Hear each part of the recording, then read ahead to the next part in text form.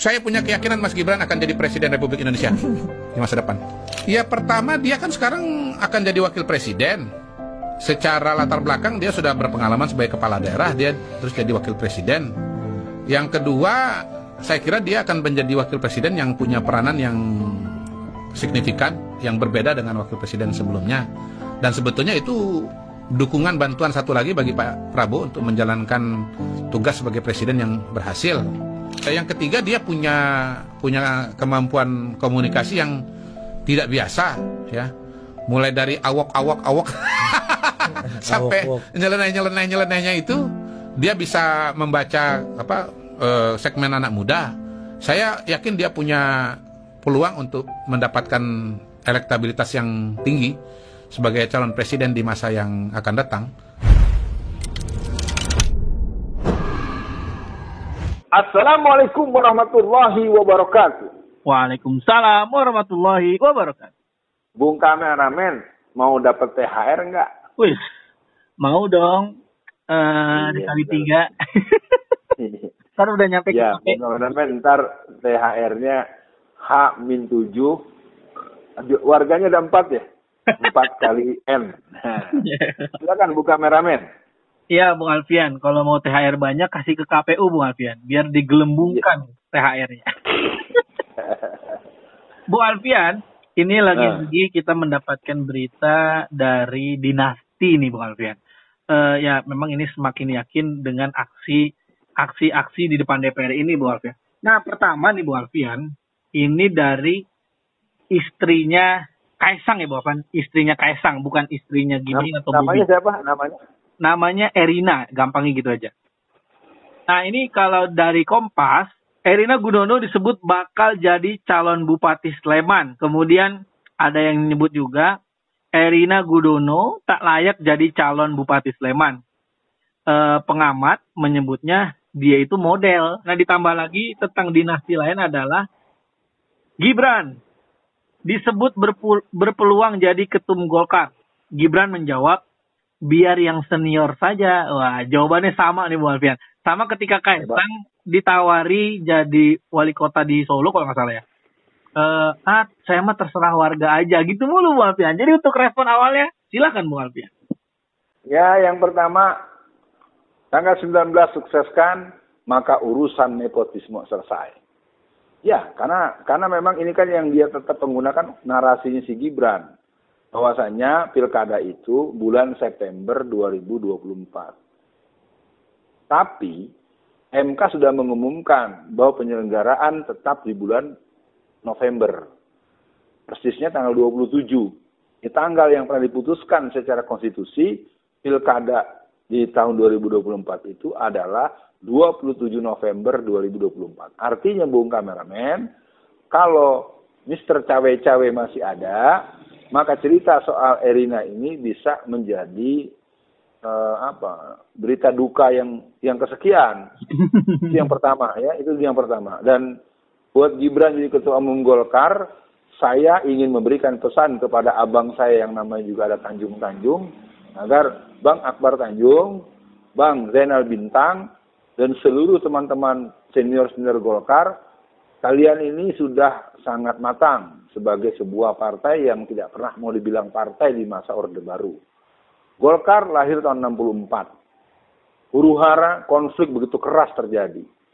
Saya nyatakan sebagai orang yang pernah aktif secara full di P3, sebagai penyanding dan petanding daripada Golkar masa Orde Baru, ingin mengatakan kalian bertanggung jawab di akhirat telah menyerahkan sebuah kebangunan yang kalian bangun selama 60 tahun hanya kepada orang yang tidak punya kemampuan secara otoritas dan kepatutan historis.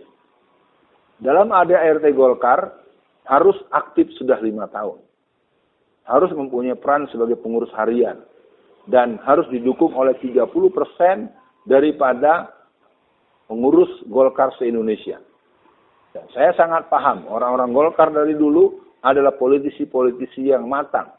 Jadi saya pikir bagaimana Bang Ahmad Doli Kurnia, dia sangat menghindar saya dengan bahasa yang tendensi. Tapi dia hanya mengatakan tetap akhir Desember. Tetap bulan Desember. Jadi kesimpulan pertama, aksi 19 bulan Maret 2024 pastikan tolak hasil kerja KPU, lakukan penegasan Jokowi silakan pulang ke kampung. Pulang kampung, kebetulan ini udah dekat Lebaran, pulang kampung, jangan balik lagi. Dan urusan Erina, urusan Gibran, urusan nepotisme yang lain, insya Allah akan selesai. Yang berikutnya, masyarakat juga harus berani mengatakan tidak. Apakah cukup skandal beras ini Anda nggak sadar juga? Dibagikan beras gratis, Anda mendapatkan kemudahan dan kemurahan. Anda pun tidak gratis total, beli juga. Padahal uang itu uang negara yang untung sekian persen masuk ke kantong mereka-mereka juga. Sekarang beras jadi mahal. Masa mau ditipu terus-terusan kayak ayam brondol, ya? Nanti harus diterangin tuh kalau Bung Kamil mau nanya ayam brondol, ntar Bung Alfian akan menerangkan. Jadi hari ini, tema ini, pembicaraan ini akan menegaskan bahwa masyarakat Sleman ini Jawa Tengah apa Jawa Tengah? Sleman itu Jawa Tengah kalau nggak salah. Nah, jadi Bung Kameramen ini Jawa Tengah, dan di Jawa Tengah sekarang sudah ada gempa Jawa Tengah yang dipimpin oleh seorang Budi Haidar. Dia seorang mantan kepala desa yang sudah menguasai peta, dan kita akan menjadi bagian dari perlawanan Noe untuk permainan-permainan kelas ecek-ecek. Gerakan grassroots akan kita edukasi dengan kecepatan dan percepatan dengan pertolongan Allah. Kita akan menolak mereka, paling tidak kita akan buat bukti bahwa mereka akan kalah berhadapan dengan lawan-lawan yang matang secara politik. Ya, Bung Alfian, untuk akhir sesi kali ini memang capek ya kita membahas dinasti ini. Bahkan Bang Ubaidillah Badrun melaporkan tentang KKN ini justru malah diancam, apalah pokoknya macam-macam. Nah, yang ingin saya tanyakan gini, Bung Alfian. Kok maksudnya gini loh, kok Jokowi kayak bener-bener nihil rasa malu gitu, Bung Alfian? Dari anaknya, mantunya, semuanya itu mau dia kuasai gitu, Bung Alfian. Apakah ini hanya, maksudnya gimana ya? Apakah ini emang planningnya Jokowi? Apa dia masuk dalam istidrat itu, Bung Alfian? Istidrat ya, yang tanggung lah, kepalang tanggung, gue udah malu nih, udah lanjut aja semuanya gitu. Jadi itu satu sisi dari sisi Jokowi. Ini kenapa nih Jokowi, Bung Alfian? Nah, kemudian yang kedua, masyarakat kok sepertinya nggak kapok-kapok gitu, Bung Alfian. Disiram bansos, balik lagi. Disiram bansos, balik lagi. Hak angket pemakzulan Jokowi ini memang harus kejadian biar ada shock terapi ke Jokowi agar dia juga mikir dong. Ini negara bukan dia doang. Nah, tapi untuk akhir sesi ini, gimana Bung Alfian melihat fenomena ini? Yang pertama, kalau tadi Bung Kameramen mendengarkan ada yang bilang capek, sesungguhnya dia lebih capek. Quran bilang, kalau kamu lelah, dia lebih lelah. Kita sebagai orang yang punya komitmen berjuang untuk urusan keumatan dan kebangsaan, ada sedikit syair lagu yang mungkin Bung masih ingat. Langkah semangat, maju tiada henti, untuk Islam kami korbankan diri. Jadi nggak boleh gentar, nggak boleh bosan, nggak boleh lelah. Kalaupun lelah cukup disampaikan kepada Allah, kalaupun lelah cukup dibisikkan kepada orang yang dicintai. Para pejuang tidak boleh mengungkapkan lelahnya di hadapan musuh. Karena musuh takkan sanggup melawan pejuang yang istiqomah. Itu mungkin prinsip pertama. Jadi untuk ayam brondol yang kelihatannya mesti Bung Kameramen dijelaskan. Ini sebagai topik. Ayam brondol ini adalah kisah di mana adanya seekor ayam yang seluruh bulunya dipretelin dengan sangat kasar. Sangat dibayangkan bagaimana nyerinya, bagaimana sakitnya. Sehingga ayam tersebut setelah dicabut-cabutin bulu-bulunya kan dia tetap hidup dalam keadaan sangat kedinginan, sulit untuk menerima suasana cuaca yang ekstrim. Tetapi ayam brondol itu nanti satu waktu ketika dikasih makan oleh orang yang mencabut bulu-bulunya tetap dimakan.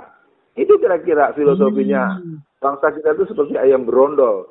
Udah dijahatin, bulunya dicabutin, kukunya dicabut, ya. Jenggernya digunting, kira-kira gitu, itu kan masih hidup, Bung. Hidup. Jadi, filosofi ayam brondol ini merupakan sebuah ungkapan yang dinyatakan secara perih sebetulnya, satir. Nah, untuk penutup, kepada seluruh pemirsa, kita jangan pernah kalah dengan penjahat. Tapi memang ini ada hadisnya. Zaman Ruwaibidah. Ruwaibidah itu zaman di mana orang bodoh, orang curang, dia berkuasa. Dan kita yang punya kesadaran akan sebuah kecurangan dan kebodohan, mari kita meningkatkan ilmu pengetahuan, dan orang yang berpengetahuan memiliki keberanian, dan keberanian mereka adalah hidup mulia atau mati syahid. Dia tidak pernah takut dan itu butuh kerjasama, sama-sama kerja. Dan akhirnya kita cukupkan sampai di sini. Noe buat nepotisme. Noe buat jaring-jaring keluarga.